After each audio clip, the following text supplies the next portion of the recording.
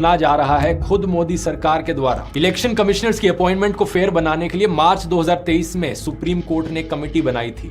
इस कमेटी में prime minister, leader of opposition और चीफ जस्टिस शामिल थे, जिन्हें मिलकर इलेक्शन कमिश्नर को चुनना था। लेकिन कुछ महीने बाद दिसंबर 2023 में ही मोदी सरकार एक नया बिल लेकर आती है, जिसमें चीफ जस्टिस को इस कमेटी से बाहर निकाल दिया जाता है और उनकी जगह एक यूनियन मिनिस्टर को ला दिया जाता है। यानी सरकार अपनी मर्जी का इलेक्शन कमिश्नर चुन सकती है, और ये चीजें तो पहले भी हो रही थी, आप कहोगे। लेकिन फर्क यह है कि पहले कभी हालत इतनी खराब नहीं हुई। चुनाव आयोग को साझा करनी चाहिए क्या?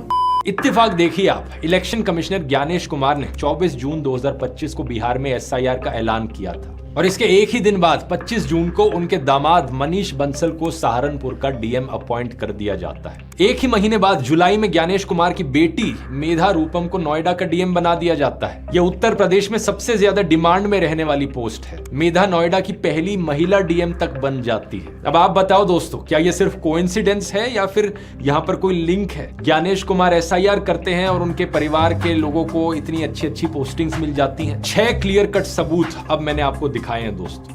अब कुछ लोग आप में से कहेंगे कि अगर इतना ही सबूत दिखाना आ रहा है तो इन सबूतों को लेकर कोर्ट क्यों नहीं चले जाते? वोट चोरी को लेकर केस क्यों नहीं कर देते इलेक्शन कमिश्नर पर? कर सकते हैं, लेकिन प्रॉब्लम यह है कि इस चीज में भी रूल बदल डाले मोदी सरकार ने। इलेक्शन कमिश्नर्स को लीगल एक्शन से बचाने के लिए 2023 में मोदी सरकार ये अमेंडमेंट लेकर आई। इस एक्ट में एक नया सेक्शन जोड़ दिया गया कि ऑफिशियल ड्यूटी के दौरान किसी भी काम के लिए इलेक्शन कमिश्नर्स के खिलाफ जीवन में कभी मुकदमा नहीं किया जा सकता। अब आप ही बताओ दोस्तों, कोर्ट जाकर फायदा क्या जब इलेक्शन कमिश्नर्स के खिलाफ कोई केस किया ही नहीं जा सकता? लेकिन इसके बावजूद एसोसिएशन फॉर डेमोक्रेटिक रिफॉर्म्स ने और कई सारी सिविल लिबर्टी ग्रुप्स ने साथ में मिलकर एसआईआर को कोर्ट में चैलेंज किया। ये कोर्ट में चैलेंज एसआईआर आने से पहले ही कर दिया गया था। तो यहां पर इलेक्शन कमीशन ने बहाना दिया कि अरे एसआईआर तो हुआ ही नहीं है, तो इसको लेकर जो भी डर है लोगों के मन में वो स्पेक्युलेटिव है। कुछ महीनों बाद जब एक्चुअली में 65 लाख नाम हटाए गए वोटर लिस्ट से और उनमें गड़बड़ियां निकली, तो इलेक्शन कमीशन फिर कहता है कि अरे ये तो बस छोटी मोटी गलतियां हैं,